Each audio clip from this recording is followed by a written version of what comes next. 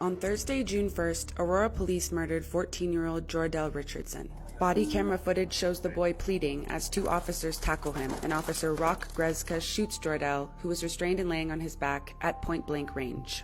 Police murdered the child as he was allegedly fleeing after stealing vape cartridges from a convenience store.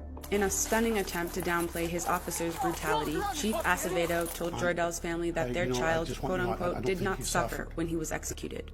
Before the footage was released to the public, APD Chief Art Acevedo blatantly lied, saying that the boy was carrying a semi-automatic firearm. Police knew what he actually had was an airsoft gun, a toy BB gun, which was not removed from his waistband until after he was restrained and shot in the stomach. This horrific murder is unfortunately not unique.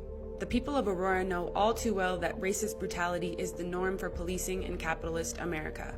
Just 3 years ago, 3 APD officers tortured and murdered young Elijah McClain and were not even fired. Today, these killers are on trial only because of the relentless fight of the community for justice. For Elijah and for Jor Dell, we can be certain that there will be no justice as long as it's left in APD and the city's hands. If we want justice, we have to fight for it. Jor Dell's family will be bringing his body to the Aurora Municipal Center this Friday, June 16th, for a memorial and procession.